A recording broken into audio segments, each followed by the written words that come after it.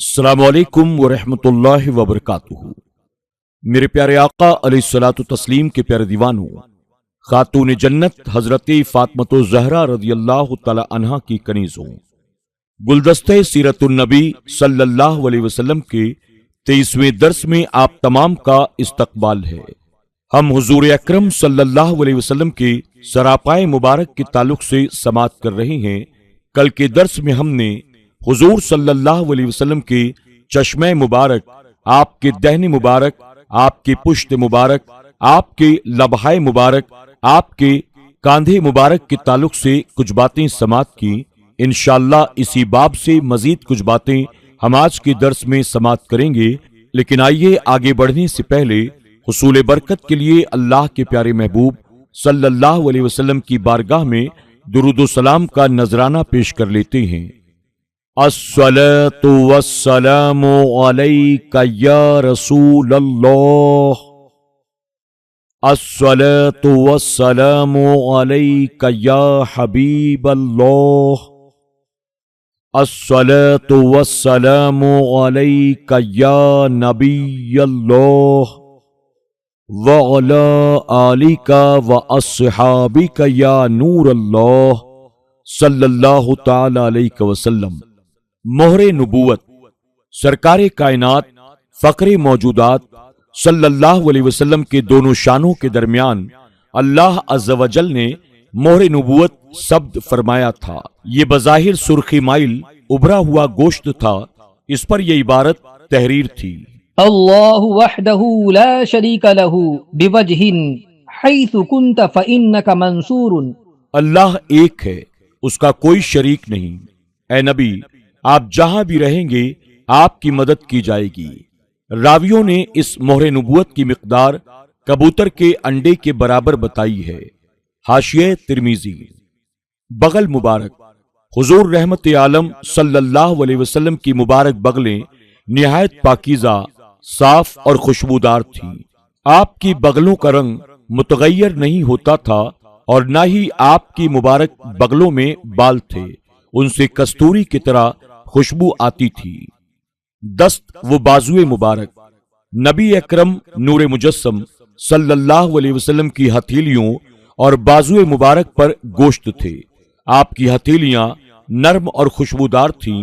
آپ جس سے مصافحہ کرتے وہ دن بھر اپنے ہاتھوں سے خوشبو پاتا، اور جس بچے کے سر پر اپنا دست مبارک رکھ دیتے وہ خوشبو میں دوسرے بچوں سے ممتاز ہو جاتا۔ صحابہ اکرام آپ کے دستہائے مبارک کو اپنے چہروں پر ملا کرتے تھے۔ انہی ہاتھوں میں اللہ تبارک و تعالیٰ نے تمام خزانوں کی کنجیاں رکھ دی تھی۔ انہی ہاتھوں کے بارے میں اللہ تبارک و تعالیٰ نے فرمایا: وما رمیت اذ رمیت ولکن اللہ رمی۔ اور اے محبوب، وہ جو تم نے پھینکی تم نے نہ پھینکی تھی بلکہ اللہ نے پھینکی۔ ایک دوسرے مقام پر فرمایا: ید اللہ فوق ایدیہم۔ اللہ کا دست قدرت ان کے ہاتھوں پر ہے۔ شکم اقدس اور سینہ مبارک حضور اکرم رحمت عالم صلی اللہ علیہ وسلم کا شکم اقدس اور سینہ مبارک ہموار و برابر تھا۔ آپ کا سینہ کسی قدر ابھرا ہوا اور چوڑا تھا۔ سینہ اقدس کے درمیان بالوں کا ایک باریک خط تھا جو ناف تک تھا، اور سینہ اقدس کے اوپر دونوں طرف بال نہ تھے۔ زانوئے اقدس اور قدمہائے مبارک حضور سرور کائنات صلی اللہ علیہ وسلم کے زانوئے مبارک اور پنڈلیاں نرم اور پرگوشت تھے اور خوبصورت ایسے کہ کسی انسان کے ایسے نہ تھے۔ جب چلتے تو قدمہائے مبارک کو قوت اور وقار اور تواضع سے اٹھاتے، جیسا کہ اہل حکمت و شجاعت کا قاعدہ ہے۔ آپ پتھر پر قدم رکھ دیتے تو پتھر نرم ہو جاتے۔ حضرت عبداللہ بن بریدہ رضی اللہ تعالی عنہ فرماتے ہیں: کان احسن البشر قدما۔ حضور صلی اللہ علیہ وسلم کے قدم مبارک سب سے زیادہ حسین تھے۔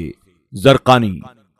قد مبارک حضور سرور عالم صلی اللہ علیہ وسلم نہ بہت لمبے تھے اور نہ کوتاہ، بلکہ میانہ قد مائل بدرازی تھے، مگر جب لوگوں کے سامنے ہوتے تو سب سے بلند و سرفراز ہوتے، حقیقت میں یہ آپ کا معجزہ تھا کہ باطن کی طرح ظاہر میں بھی آپ سے کوئی بلند و بالا نہ ہو۔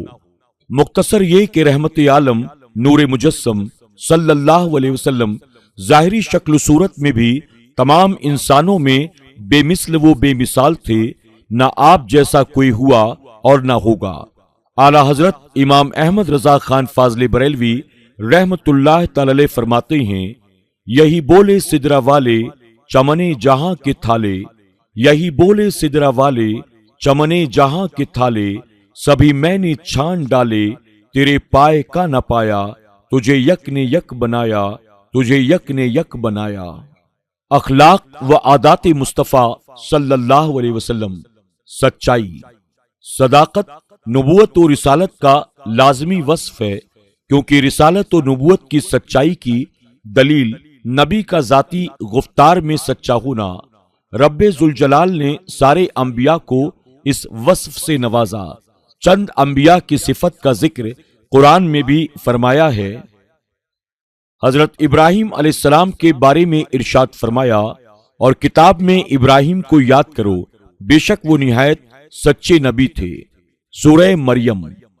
حضرت اسماعیل علیہ السلام کے بارے میں ارشاد فرمایا، اور کتاب میں اسماعیل کا بھی ذکر کرو، وہ وعدے کے سچے اور ہمارے بھیجے ہوئے نبی تھے۔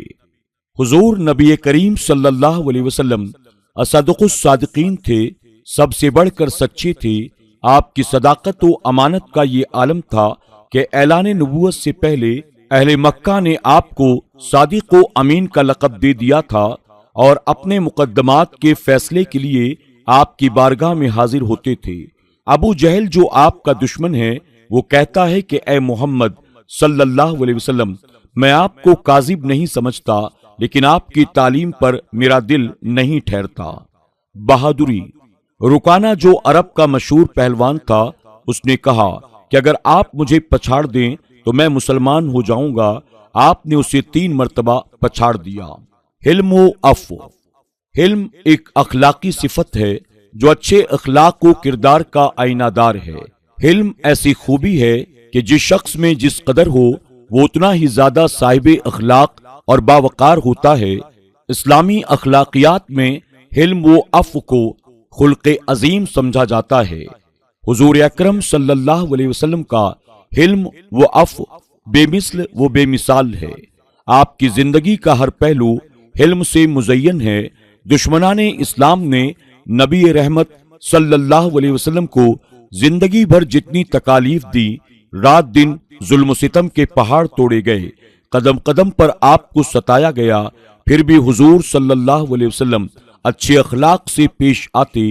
آپ کے حلم و عفو کے بے شمار واقعات ہمارے لیے حلم کا گراں قدر سرمایہ ہے، جو تا قیامت ہمارے لیے روز روشن کی طرح مشعل راہ ہیں۔ جنگ احد میں عتبہ بن ابی وقاص نے آپ کے دندان مبارک شہید کر دیے، اور عبداللہ بن قمیہ نے چہرے مبارک کو زخمی اور خون آلود کر دیا، مگر آپ نے ان لوگوں کے لیے اس کی سوا کچھ بھی نہ فرمایا کہ اے اللہ میری قوم کو ہدایت دے، کیونکہ یہ لوگ مجھے نہیں جانتے۔ خیبر میں زینب نامی یہودی عورت نے آپ کو زہر دیا، مگر آپ نے اس سے کوئی انتقام نہیں لیا۔ لبید بن عاصم نے آپ پر جادو کیا، اور بذریعے وہی اس کا سارا حال معلوم ہوا، مگر آپ نے اس سے کوئی مواخذہ نہیں فرمایا۔ غورث بن حارث نے آپ کے قتل کے ارادے سے آپ کی تلوار لے کر نیام سے کھینچ لی۔ جب حضور صلی اللہ علیہ وسلم نیند سے بیدار ہوئے تو غورث کہنے لگا، اے محمد صلی اللہ علیہ وسلم، اب کون ہے جو آپ کو مجھ سے بچائے گا؟ آپ نے فرمایا، اللہ۔ نبوت کی ہیبت سے تلوار اس کے ہاتھ سے گر پڑی، اور حضور صلی اللہ علیہ وسلم نے تلوار ہاتھ میں لے کر فرمایا، بول، اب تجھ کو میرے ہاتھ سے کون بچانے والا ہے؟ غورث گڑ گڑا کر کہنے لگا، آپ ہی میری جان بچا دیں۔ رحمت عالم صلی اللہ علیہ وسلم نے اس کو چھوڑ دیا اور معاف فرما دیا۔ چنانچہ غورث اپنی قوم میں آ کر کہنے لگا کہ اے لوگوں، میں ایسے شخص کے پاس سے آ رہا ہوں جو تمام دنیا کے انسانوں میں سب سے بہتر ہے۔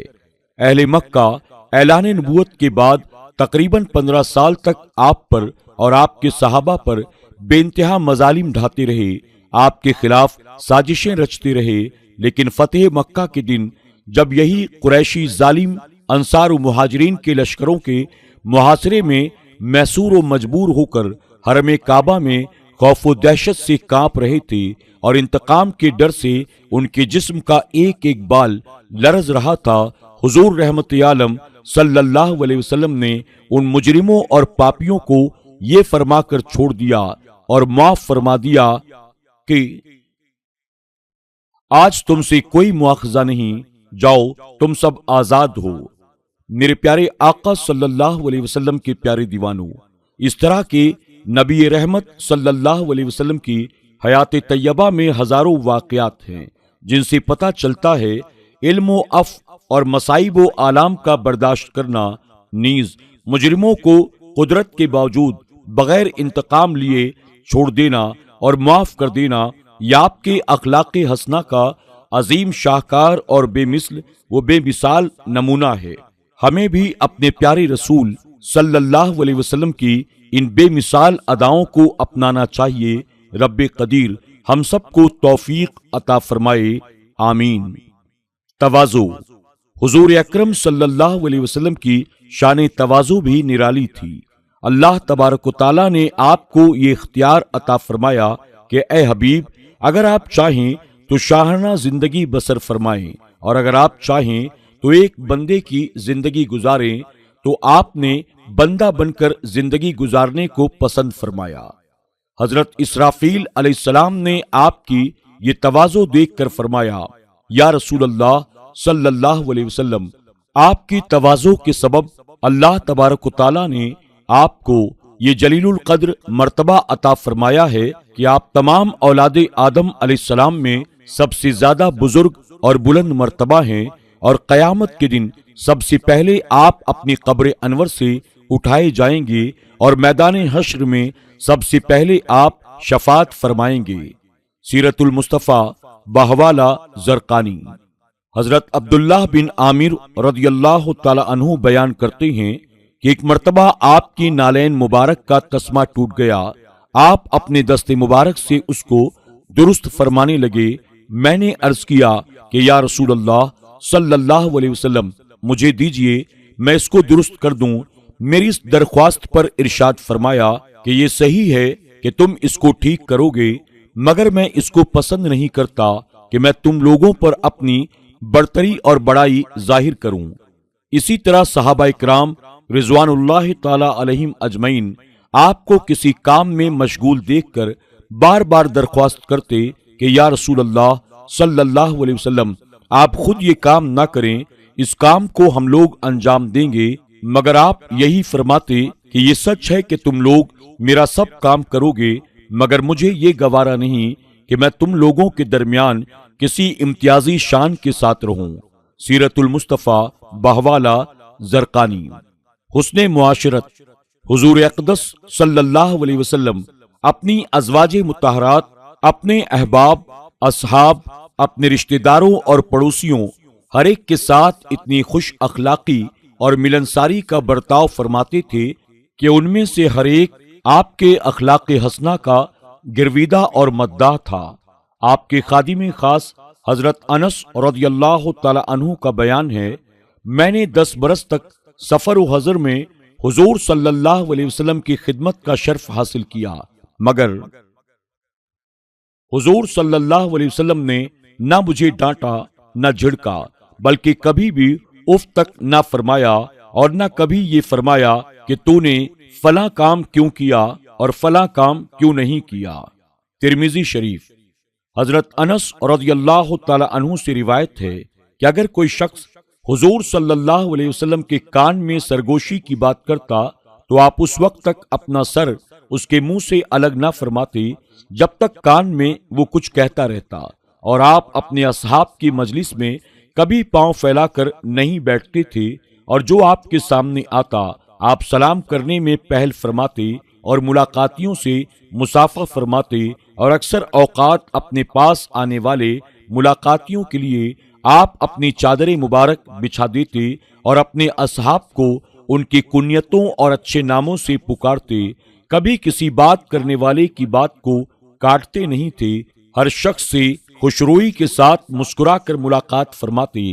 مدینہ کے خدام اور نوکر چاکر برتنوں میں صبح کو پانی لے کر آتے تاکہ حضور صلی اللہ علیہ وسلم ان کے برتنوں میں دستے مبارک ڈبو دیں اور پانی متبرک ہو جائے، تو سخت جاڑے کے موسم میں بھی صبح کو حضور صلی اللہ علیہ وسلم ہر ایک کے برتن میں اپنا مقدس ہاتھ ڈال دیا کرتے تھے اور جاڑے کی سردی کے باوجود کسی کو محروم نہیں فرماتے تھے۔ مشکات شریف۔ آپ اپنی ازواج مطہرات سے ملاقات فرماتے اور اپنی صاحبزادیوں کے گھروں پر بھی رونق افروز ہو کر ان کی خبرگیری فرماتے اور اپنے نواسوں اور نواسیوں کو بھی اپنے پیار و محبت سے بار بار نوازتے اور سب کی دلجوئی اور دلداری فرماتے اور بچوں سے بھی گفتگو فرما کر ان کی بات چیت سے اپنا دل خوش کرتے اور ان کا بھی دل بہلاتے، اپنے پڑوسیوں کی بھی خبرگیری اور ان کے ساتھ انتہائی کریمانہ اور مشفقانہ برتاؤ فرماتے۔ میرے پیارے آقا صلی اللہ علیہ وسلم کے پیارے دیوانوں، حضور اقدس صلی اللہ علیہ وسلم نے اپنے طرز عمل اور اپنی سیرت مقدسہ سے ایسے اسلامی معاشرے کی تکمیل فرمائی کہ اگر آج بھی دنیا والے آپ کی سیرت طیبہ پر عمل کرنے لگیں تو پوری دنیا میں امن و سکون اور محبت اور رحمت کا دریا بہنے لگے اور سارے عالم سے جدال و قتال کا ماحول ختم ہو جائے اور دنیا امن و امان اور پیار و محبت کا گہوارہ بن جائے۔ آئیے اب اخلاق کریمانہ کی ایک اور خوبی حیا کے متعلق پڑھیے اور اپنے دل کو محبت رسول صلی اللہ علیہ وسلم سے لبریز کیجیے۔ میرے پیارے آقا صلی اللہ علیہ وسلم کے پیارے دیوانوں، انشاءاللہ حیا کے تعلق سے ہم کل کے درس میں سماعت کریں گے۔ آج کے لیے بس اتنا ہی۔ السلام علیکم ورحمۃ اللہ وبرکاتہ۔